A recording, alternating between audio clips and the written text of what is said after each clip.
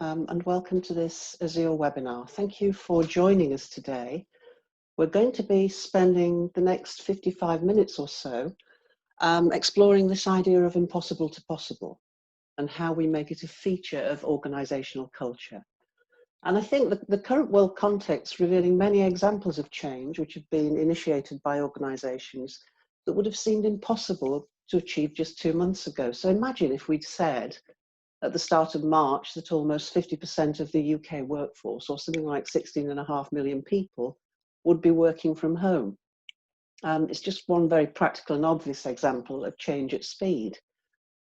Perhaps more unimaginable is that 33% of the UK private sector workforce are being paid by the government through the job retention scheme. So we're going to look at some of these factors today, but particularly how we start to make some of these things that were seemingly impossible in organisations that have happened at speed possible, and how we make that a cultural norm. So my name's Trudy Worth. I'm a director with Azure. I do know some of you who've joined us today, and we've worked together, and some of you will know the business well. For those of you who don't, we're a leadership and organisational development consultancy, and we help organisations and leaders come to higher levels of conscious awareness, both of how their organisations are functioning, but how leadership's impacting both in the organisation and in the wider community and with stakeholder groups. And the role of organisations in society is always important. And I think that's part of the background to today, but it's particularly in how we emerge from this current crisis and thinking about how we tackle some of the other challenges the world's facing. So in our view, organisations have a key role to play in that. Something about how we step up into this next phase. So our focus for today is thinking about how we use the current crisis we're caught in and reflect on what we've noticed and learned, and how the best of our responses in this really difficult time can be embedded in our organisations and future workplaces. And I think this quote from Peter Drucker is useful for the times we're in right now, where we've had to think and respond very differently. But also, if you think about it for the times ahead, they're likely to be equally turbulent and challenging. So building that capability to think and act differently for what comes next is really important. So I think it's a useful context setter for where we are now, but where we're heading as organisations and as a world. So let's think about where we are now. Well, throughout history, humanity's faced great crises.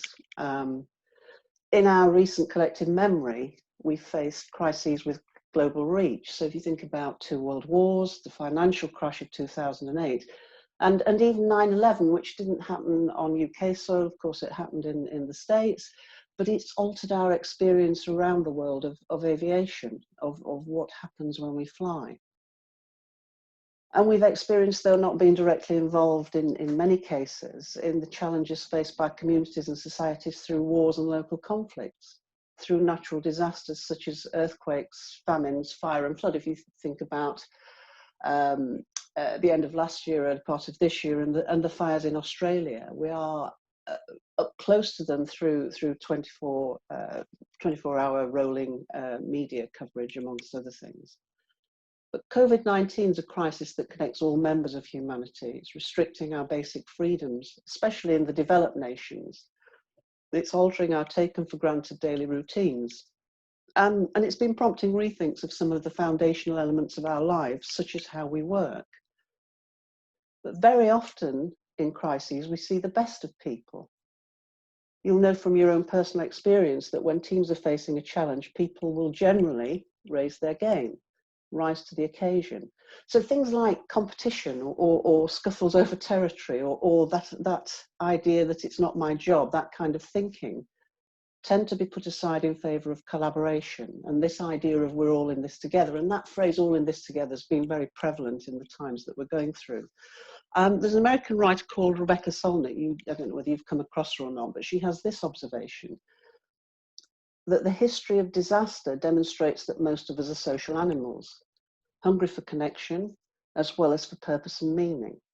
A truly dire situation, as tragic as it is, dragged us into emergencies that require that we act, and act altruistically, bravely and with initiative, in order to survive or save our neighbours, no matter how we vote or what we do for a living. So there's some context there about how we step up in crisis, about a different human response perhaps to what we normally see. And so in extraordinary times, people do extraordinary things and make possible what's seemingly impossible. So some examples of that right now. Examples of how organisations have moved at unprecedented speed to shift their business model and production to focus on helping society. So the Mercedes Formula One team, working with UCL and UCLH to develop and get breathing aids into production. Burberry, high-end clothing designer and manufacturer, switched its trench coat production facility up in West Yorkshire to producing protective gowns for healthcare workers. And likewise, Armani, high-end fashion house, changed its production to make scrubs blouses. We've had field hospitals built at breakneck speed with existing space resources being repurposed to meet potential needs. And we've seen Apple producing face shields and using the power and reach of their supply chain to source millions of surgical masks. There's also been things like the founding of volunteering websites, which have put furloughed workers in touch with charities so their skills can be used effectively and for some good. Although there is an argument there that that's taking away jobs from freelancers. So there's a counterbalance to that. We've also seen fundamental changes to many workplaces and how many people experience work.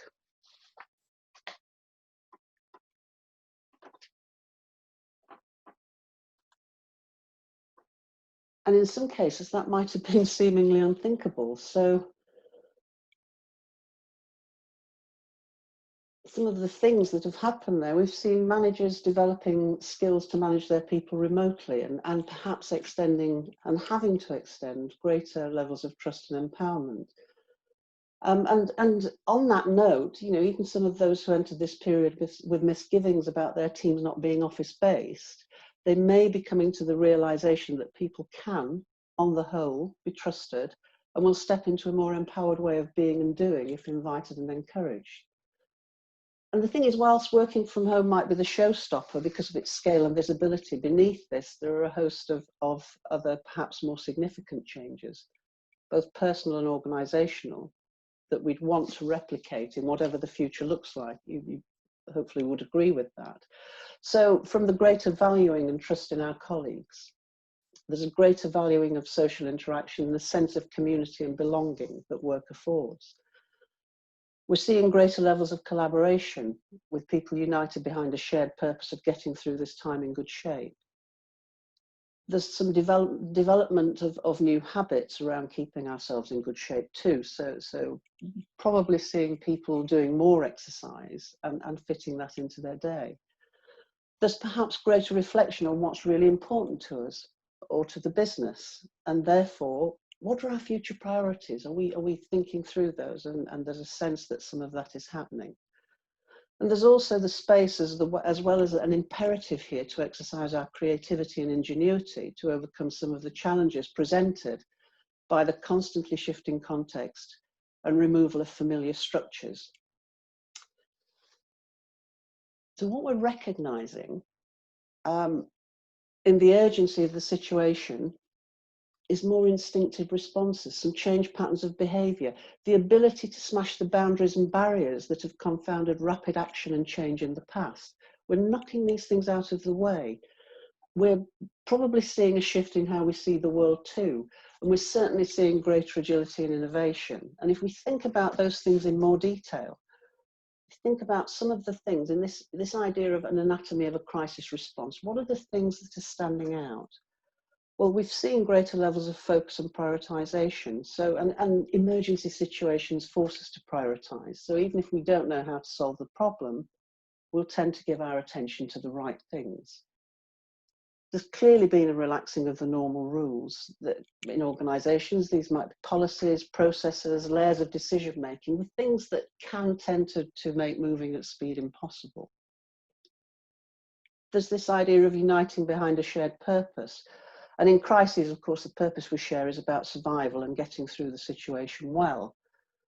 But a shared purpose is also a fundamental factor in effective collaboration, which is perhaps one of the reasons we've been experiencing greater collaboration.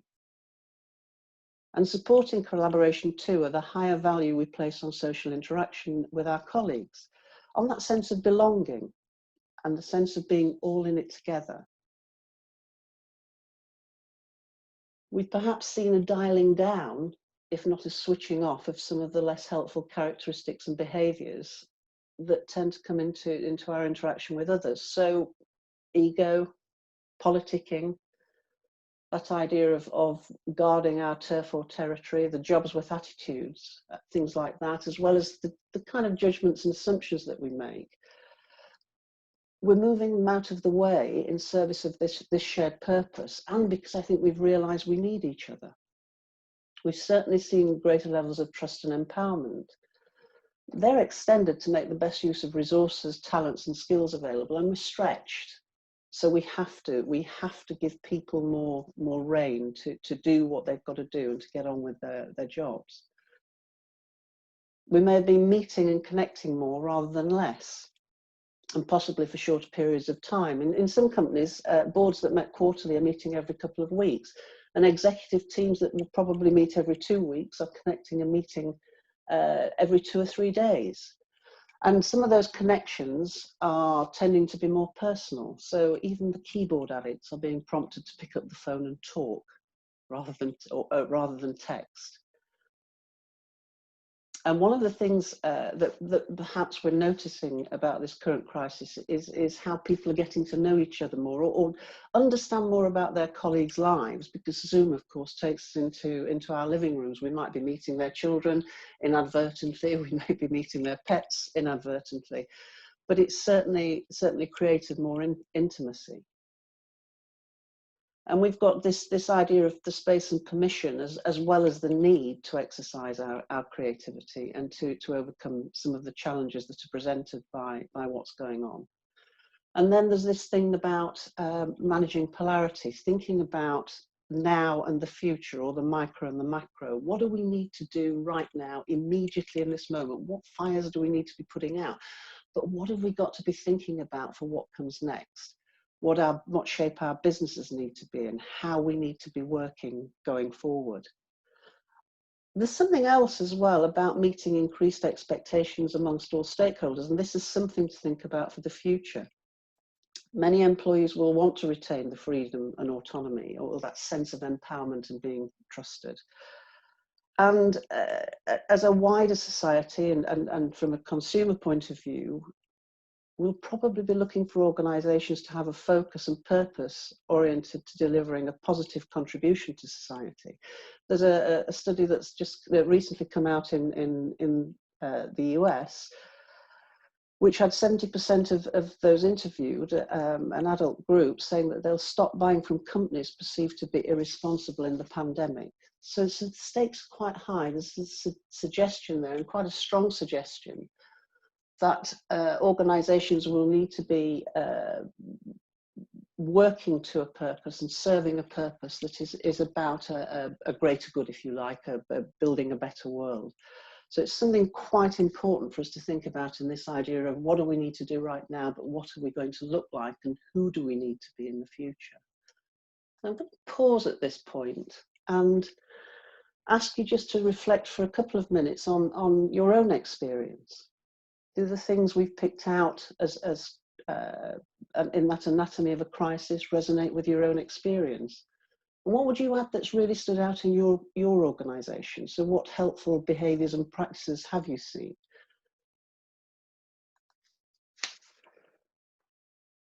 So having heard from Catherine, but having put in some thoughts about what's the good stuff that shows up in crisis, you know, notwithstanding the things that we're dealing with.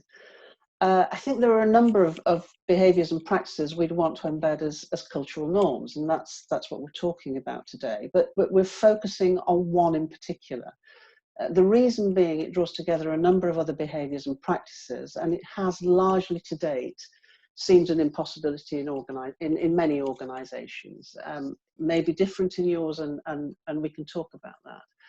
But this is the thing that we want to think about, this new recipe. We've chosen to look at creating a cultural norm through the lens of collaboration, which goes to the point that was just shared by Catherine, about people connecting across multiple disciplines, and tending to move out of the way that silo mentality.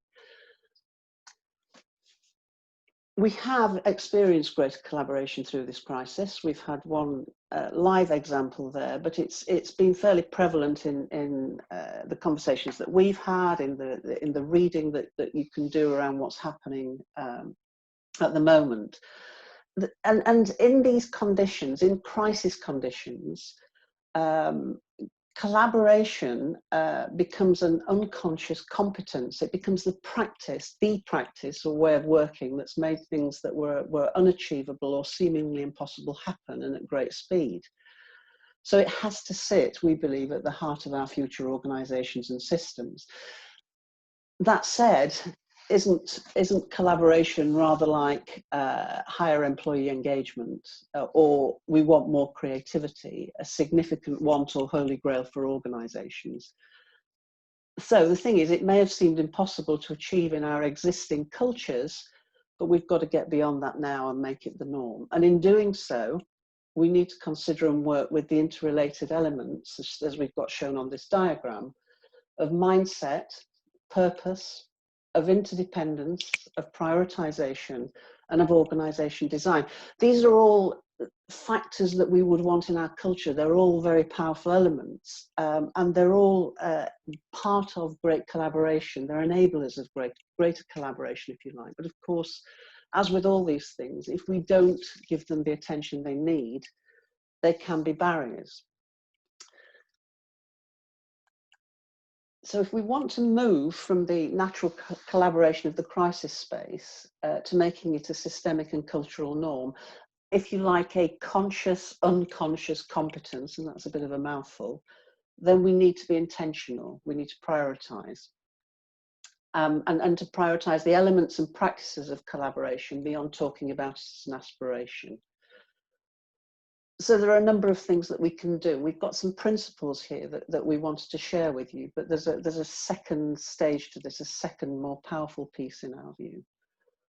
The first thing, though, is about preparing the ground well before we actually become a group of collaborators, if you like. And it starts with holding the right mindset. You'll be familiar with the quote. I mean, obviously, mindset's one of the biggest barriers to our progress. If we haven't got that right, we're going to struggle. And the Henry Ford's quote, whether you think you can or think you can't, you're right. It neatly crystallizes our ability to get in our own way or not. We're not going to cover mindset here. The next webinar in our series will explore this fully and stretch the awareness gained in this period of crisis, into a more conscious way of leading. But mindset's really important. We've got to get that right. Also, as part of our preparation, we need to be fostering the relationships and building networks. And perhaps one of the gains out of this time will be, as Catherine's mentioned, will be that we are meeting people, working with people, talking to people, connecting with people that we wouldn't have done in the normal course of events. But to make collaboration a cultural norm, we have to continue to foster strong relationships outside of any collaboration that's going on. So we've got to create opportunities for people to develop those relationships, to meet the people out of their normal circle and start to get an understanding for who they are and what they do. Then when we start to move into collaboration, that baseline investment in relationships does support more effective working. And it goes without saying, at the start of any collaboration, that we need to agree how we're going to work. We need to agree how we're going to communicate. Most important, and I think this crisis has told us that, because we had a naturally arising shared purpose, is agreeing a shared purpose. So investing that time in clarifying why this work is important, what's the benefit to all of us, why it matters, what it's needed for, why this collaboration exists in the first place. All these conversations, getting that purpose right, will speed up the actual work. It gives us, as we know, we talk about purpose as a North Star. It gives a North Star to the group's work. Purpose, though, I have to say, is bigger than this. It's bigger than those collaborations within the organisation or with partners outside the organisation.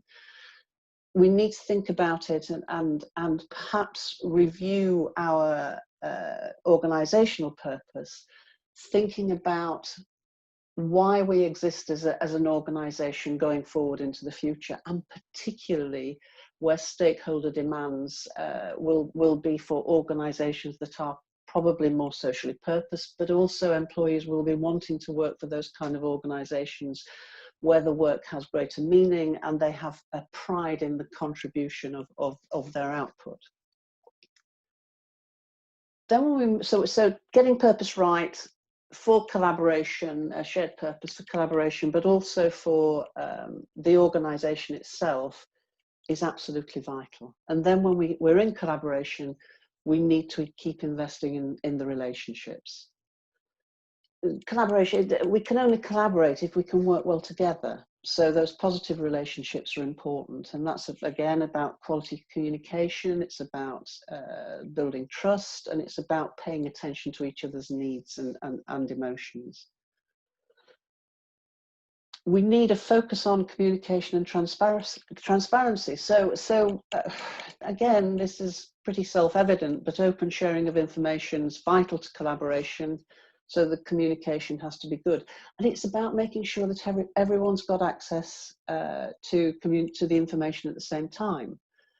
But also we need to be persistent and vigilant to make sure everybody's on the same page. And essentially, we're looking to build a dialogue, not just pushing out of information.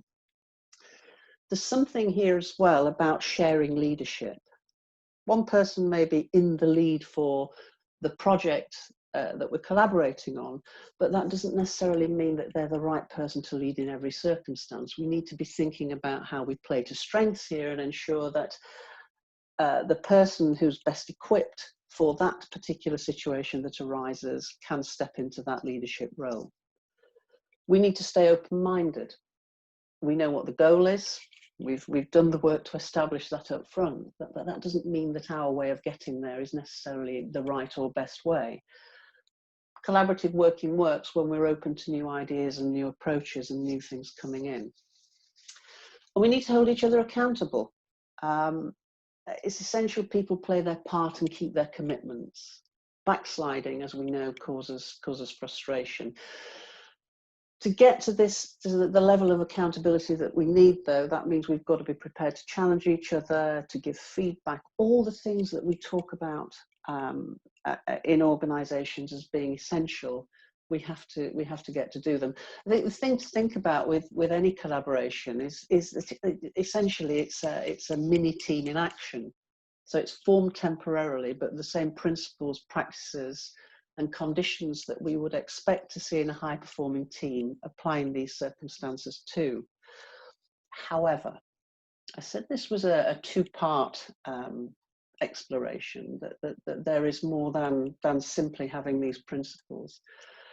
Those principles won't necessarily be enough to achieve this state of conscious, unconscious competence. So to see that naturally arising competence that we've seen in crisis transfer and become a cultural norm and embed in the organisation, we need what this approach that we're calling a kind of collaboration squared. So it brings together preparation, principles, with formal organisational support. And that's about the organisation placing value on collaboration and placing real value by creating the space and time for it, and by celebrating the successes. And that would look like weaving them into the narrative, ensuring they become part of the organisational conversation around what we value. It becomes part of the legend of the organisation, if you like. But we must also think about how we institutionalise both the relationship building, that preparation piece right up front before collaboration starts, and how we institutionalise the practice of collaboration itself. That could be building both the relationship building and collaboration opportunities into people's objectives, and then creating the time and space for these to happen. Additionally, we need to increase the focus on developing emotional intelligence, so the capabilities that enable us to build positive relationships, but to, if you like, play nicely with each other, to get some of the stuff that gets in the way out of the way. So one thought here is that we might create our equivalent of Google's 20% time. Oh, that, I don't know whether you're familiar with this concept or not, you probably are. But that was Google building, allowing 20% of employees' time to be set aside to work on ideas benefiting the organisation, moving their organisational game forward. Now, there's some debate as to whether it actually happened or not, but there was certainly a focus on allowing people time and space, and almost requiring them, well, I'll put quotes around that, to really focus on new ideas. The thing is then that your version of that, our version of that in organisations, is about allowing people time to network and to build the relationships with those people they're less likely to interact with. Crisis has forced that. Now we're saying in this idea of collaboration squared that we need to institutionalise it, to force it. Where we're giving time to relationships, we might also support this with some personal development around emotional intelligence, because that helps us to foster much more powerful and much higher quality relationships. And whilst we're on this institutionalizing subject, we could also identify a range of projects that people can collaborate on. So let's give them some clues as to things that they can get involved with. But again, with an objective that they collaborate on a couple of projects every year. So we're starting to, I suppose it's a bit carrot and stick, but I think a useful way of thinking about this is how little we recycled, I don't know, a decade or so ago in the UK, and how much we recycle now, and how much we think differently about needing to recycle, because it was legislated for, because some rules were put in place. So we've got to do some work to create the environment here. We've got to do some work to help the culture, or help these seeds of collaboration start to really embed in the culture. It's about the organisation leaning in to the collaboration intentionally, and that's about prioritising it over the task list, which I know will probably feel scary, but we have to find ways of helping it become learned behaviour. And one of the ways to do that is we can do the groundwork, we can apply the principles, but we've got to create a container in which this can really seed. So, have a question for you. Just thinking about what I've said about collaboration, what I've shared. What challenges do you perceive in creating a more collaborative culture in your organisation? And that's not to say you don't have collaboration already, because some of you may well have this doing well, but then it's thinking about how we can have more of it. Okay, so I'm just going to move us on then, and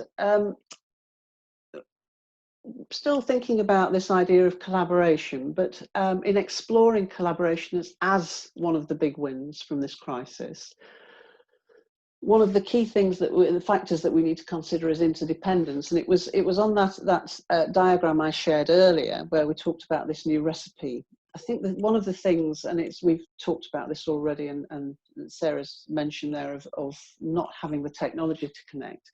But the crisis has reminded us, notwithstanding technology, of how we are all interdependent and interconnected. The fact that this virus has spread around the world just shows that fact and brings it into stark relief.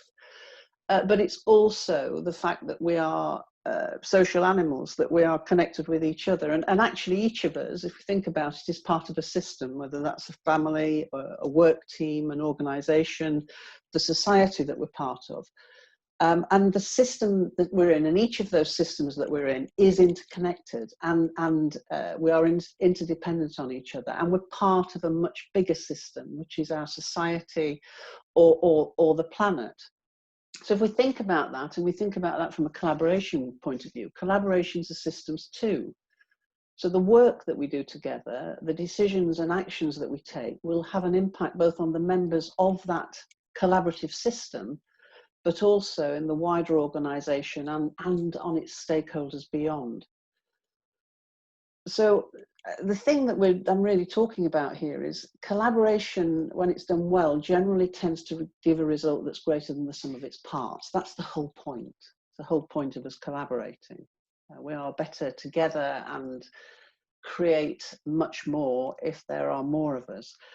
But if we start to sit within that collaboration, holding a systems view, it enables us to think through the likely impact of our decisions and actions from multiple perspectives. And what we're doing if we do that is we're really amplifying the power of our output. We're really starting to think about a much greater web of connection, and therefore be able to marshal much greater impact, a much greater positive impact. So systems perspective is a critical part of our approach to collaboration.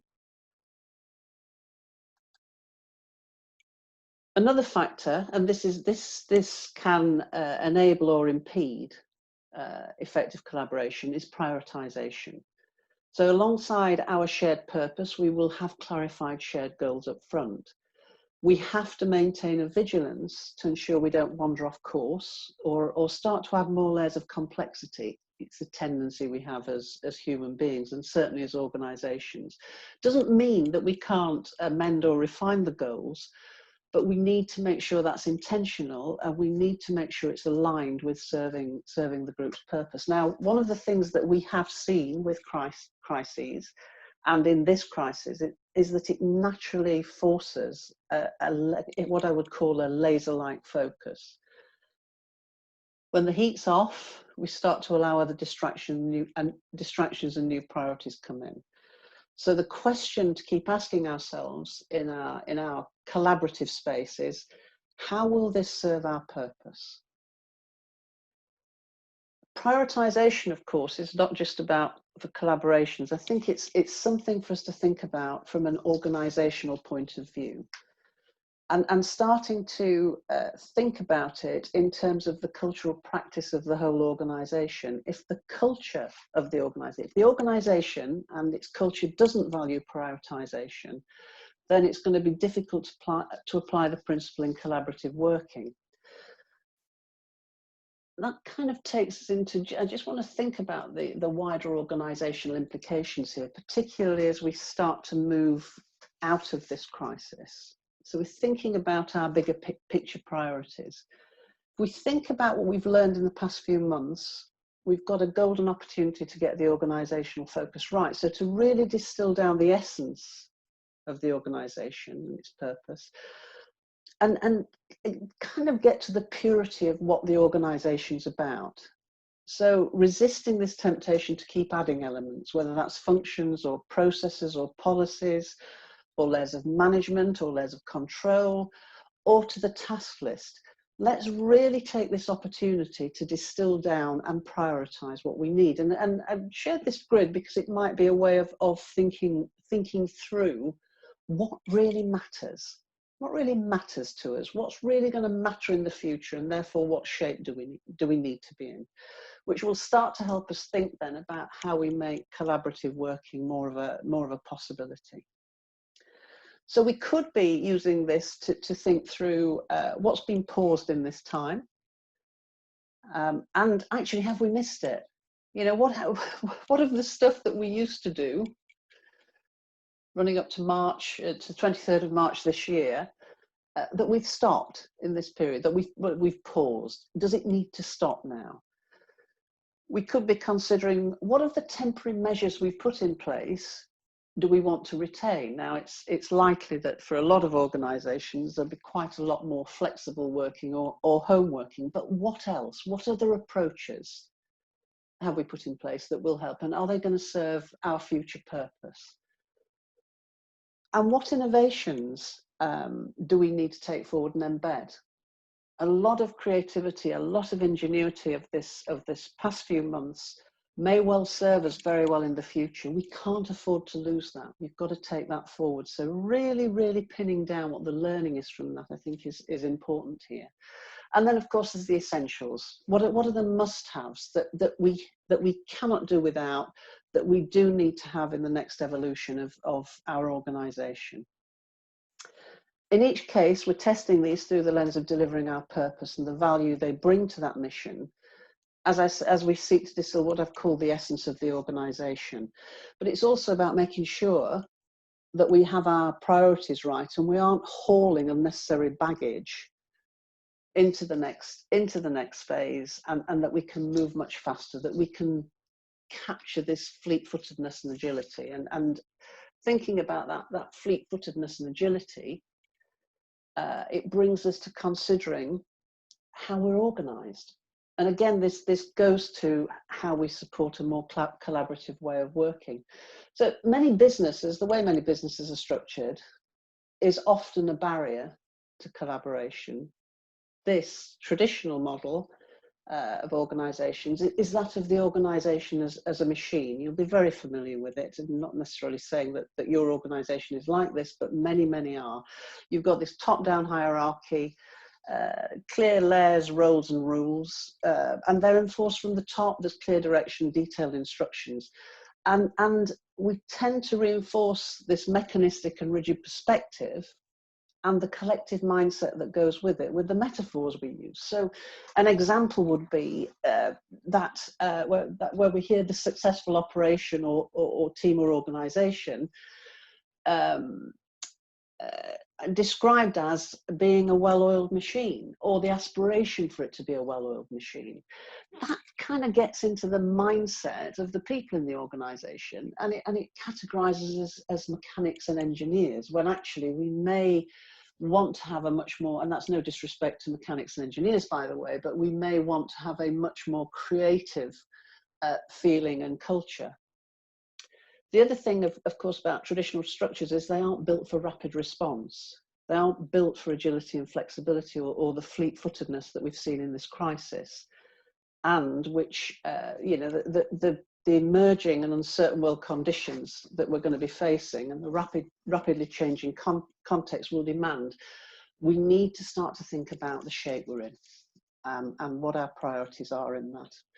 And so we need to be looking more towards the organisation as an organism. I'd ask you just to think about how important the organisation chart's been during this period. How rigidly have we stuck to it? And where people have gone off-piste, what's been off-piste, skiing term, what's been the impact?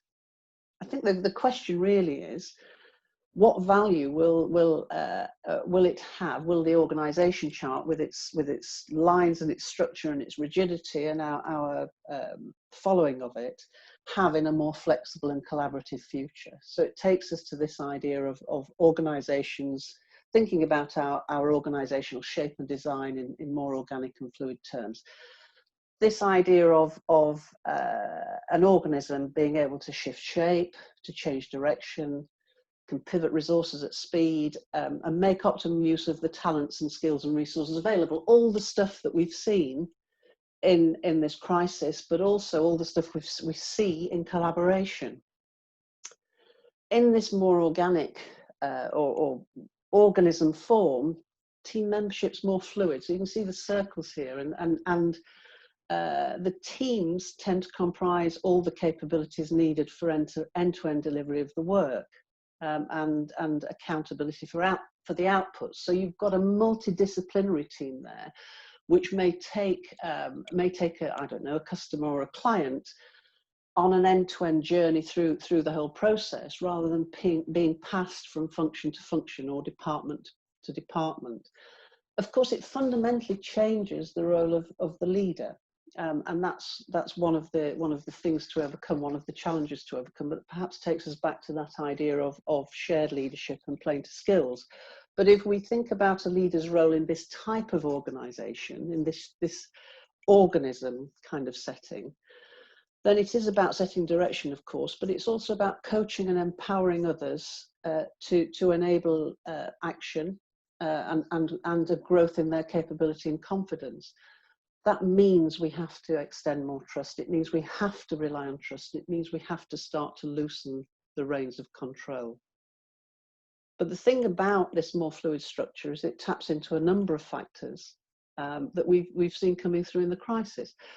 Employees' expectations around greater freedom and permission to choose how and where they work. It will continue to build on perhaps the self-managing capabilities that people have been developing while working from home, or, and you know, some people have been in work, but will perhaps have had a less present level of workplace supervision. It certainly will give an increased sense of empowerment and trust. And it underpins collaborative working. It is the model. It is the I suppose, collaborative working in a diagram, if you like. So thinking about the shape of our organisations going forward is pretty important to helping us be in shape for the future, but to start to embed collaboration as a conscious and unconscious competence, the cultural norm, if you like. So as we come towards the end of our time together, I just want to recap on the key ingredients. So we're thinking about this idea of creating a new cultural norm around collaboration. To make it possible, we need to be preparing the ground. That's about building relationships and networks which facilitate more effective working together. And of course, helping people with their emotional intelligence is a really, really important investment. We have to invest the time in creating a shared purpose. We need to think about our priorities and get them right. They need to be sharply focused and aligned with our purpose. As an organisation, we need to lean into collaboration and make it the way we do things around here. So that is about creating the time and space for people to invest in relationships, but it's also about valuing collaboration itself, prioritising it over the task list. And I talked about this idea of institutionalising the whole process or the whole approach through objectives. Till we get it embedded, does it have to be there all the time? No, but it needs a length of time to really support the practice growing and to reinforce the fact that the organisation values it. And then we need to think about the design of our organisation, starting to move from the more rigid machine-like, you may not use the machine-like idea, but moving to something more fluid and flexible, something where people can flow in and out of teams, where they are not fixed to one particular point. I think the key thing though here is that we need to keep reminding ourselves we can do this, because we've been doing it for the past few months.